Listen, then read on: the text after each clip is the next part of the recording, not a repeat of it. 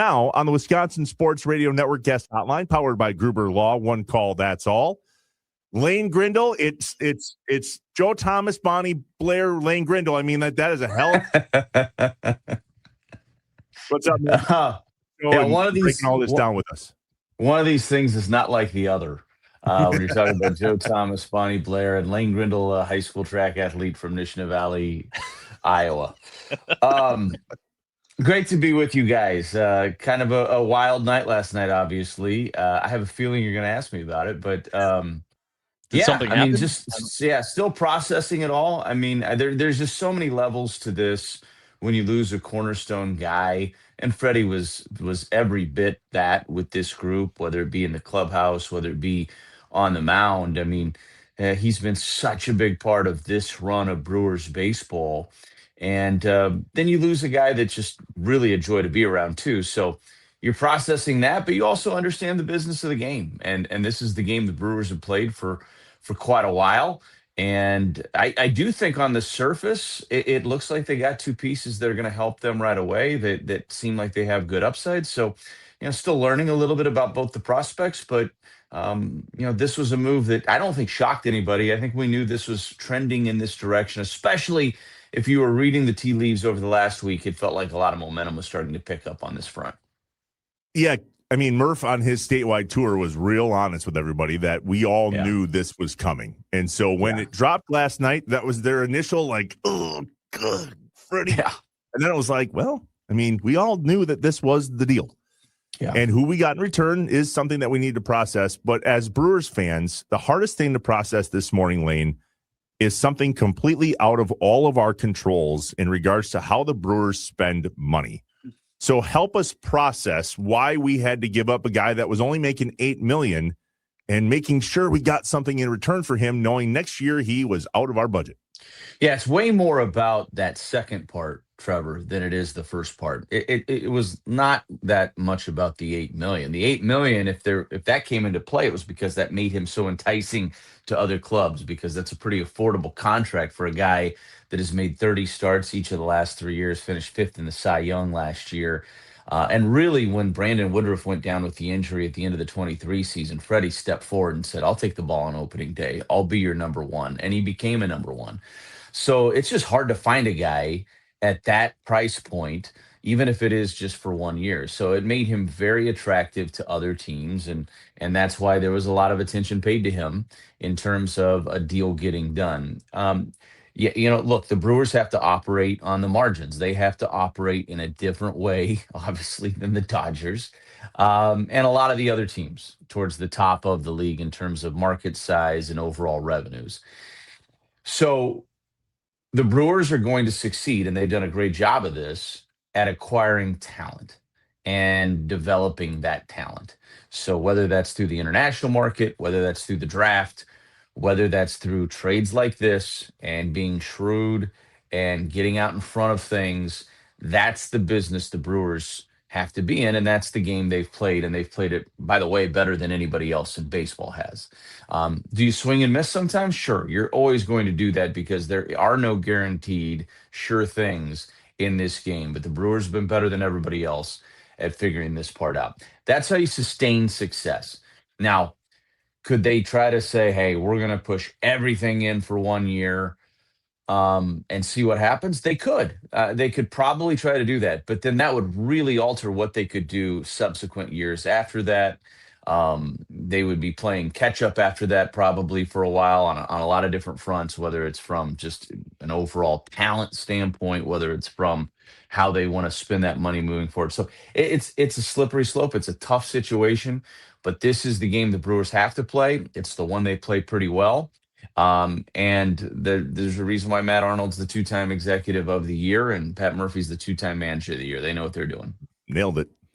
We're talking to Lane Grindle here on the Wisconsin Sports Radio Network guest hotline, powered by Gruber Law. One call, that's all.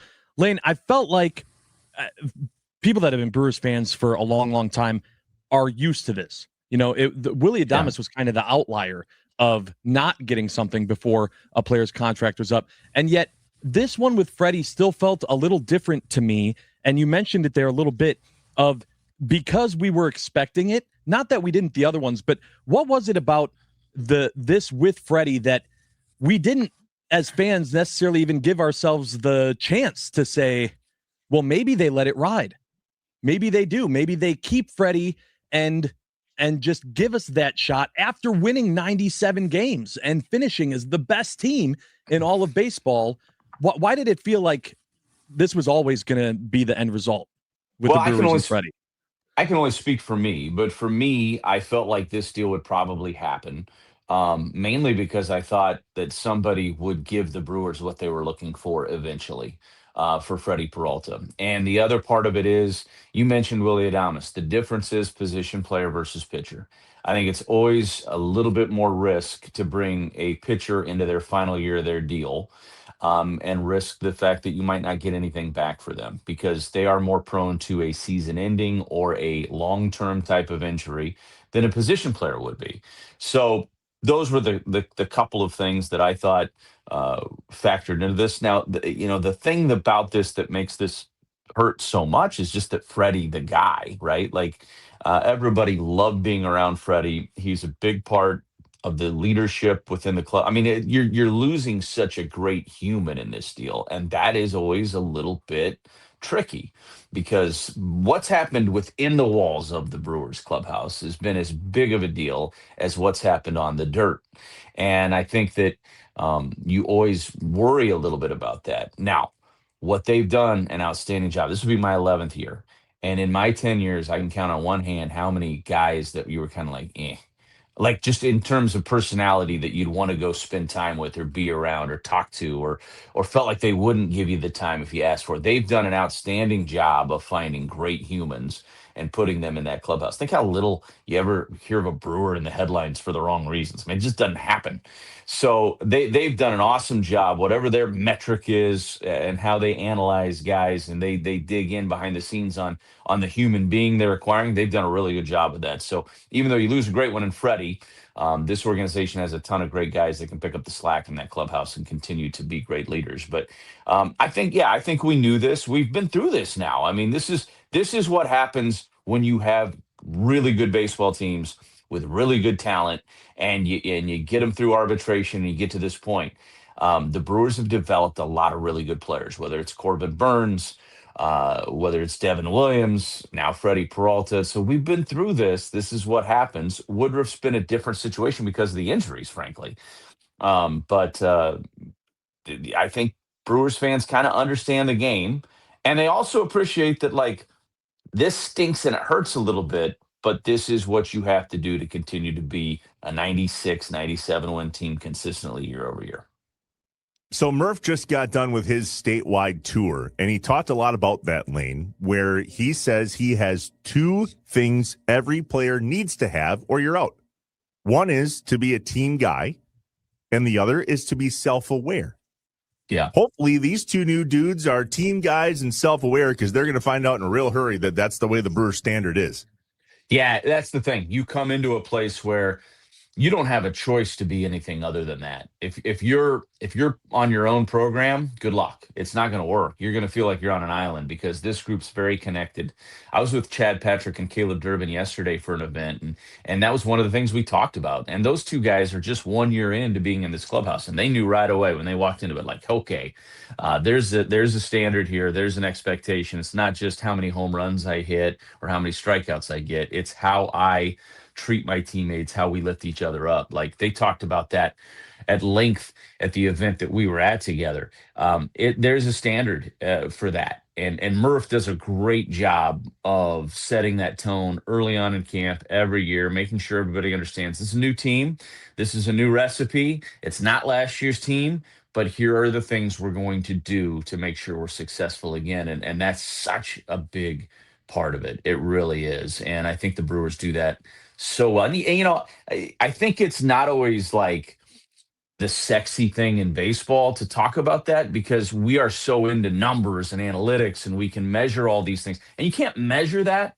Like, you can't quantify what that's worth. But if you're around it daily like we are and you see it, you just get it. And I think that those are some of the things that get lost in the game frankly, today, and the Brewers have never allowed that to be lost. And I think it's, we keep talking about what's the secret sauce. I don't know that there is a secret sauce, but there are certain, kind of bullet points that have led to this success, and that's a huge, huge part of it, and it should never be overlooked. Yeah, that's a great point. All right, let's get back to the numbers and analytics. Yeah. I'm just kidding. But I did want to ask you, the bites of the apple, that phrase has become used all the time with this Brewers team. And as you said, making sure that the team stays competitive. And we focus a lot on our farm system for that reason. And you look at, Jesus Mate, Luis Pena, Cooper Pratt, now Jet Williams, Brandon Sproat. You throw these guys in there, and you also look at the fact that you just had a team that won 97 games.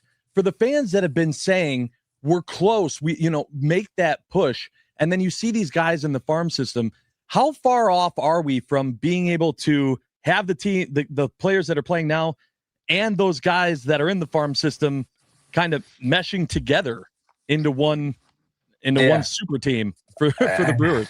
That's a good question. You can't predict what the guys that are in the minors right now are going to be. You can try to, you can project, but nothing's a given until they're up here and they're doing it. But I think you're looking at some of these guys. Well, you mentioned Made, you mentioned Luis Pena. I mean, you're probably looking at 27. I mean, there's maybe a chance that Made could knock on the door by the end of this year. That would be really pushing it, though. I think you're probably more realistically looking at 27 of some of those guys. But I mean, that list is a big list when you start looking at the Brewers prospects now. And they just added two more guys that one's definitely going to be in the top 100 in MLB Pipeline's rankings when they come out here in a couple of weeks. And the other one in Sproat, I think very well could be. This is a guy with a 100-mile-an-hour fastball. He's got a good changeup, good pedigree. He's already been in the big leagues. So, I mean, he's somebody that is going to impact the 2026 club. Jet Williams will be an interesting one. I mean, he's the typical Brewer, man. He's 5'7". He runs really well. He can play multiple positions, and he's got a little power. I mean, tell me where you've heard that before. The Brewers have a lot of guys that are very, very similar to that. I mean, so we'll see where Jet Williams projects. I think you could see him up this year for sure. Now he's only got I think he's only got 40 games in AAA so far in his career. So he may not to break with the club. That might be an uphill battle. I don't know internally what the organization thinks, but another guy that probably has a pretty good chance to impact the 2026 club. But you think about Andrew Fisher, he's the number one third base prospect right now in baseball. So I think it's reasonable to think he could be in the top 100 when that comes out. So the Brewers could have anywhere from 6 to maybe 8 top 100 prospects. That would be the most in the game. I feel pretty confident saying that would probably be the most in the game if they had that, coupled with a really good big league club that has a good blend of veterans and youth, but there's a lot of youth on the big league club too. So the future looks great. It's not always going to be 97 wins and 14 game winning streaks. Those things, you appreciate them when they're here, and you understand that those things are not always normal. But I think in terms of winning 90 plus, competing in the division, the Brewers are here for a long time, and this move helps solidify that much more. Milwaukee Brewers radio play-by-play man Lane Grindle joining us on Inside Wisconsin Sports. Lane, one more before we let you go. As always, thank you for your time. You're very kind to Josh and I. I looked at the weather. When do you leave for Arizona, and can I come? February 19th. I was going to go ice fishing this weekend. It's too cold to even do that. I'm no, I'm not doing that. February 19th, not that I'm counting. Look, my son and I both are we got to get out of this weather. And so he's going to come down for a little bit. My family will come down for kind of in shifts in Arizona because everybody's so busy. But it's time to get into the sunshine and get baseball going. I can't wait. Tomorrow's nuts. Exploding trees and stupidity. Guys, I'm just going to stay in bed tomorrow. Yeah. Yeah. Okay. Well, and if I could do a show from bed, I would. Lane Grindle, Milwaukee Brewers Radio. We appreciate you, man. We'll see you again soon. We can't wait to talk to you from Arizona. Thanks, guys. Go Brewers.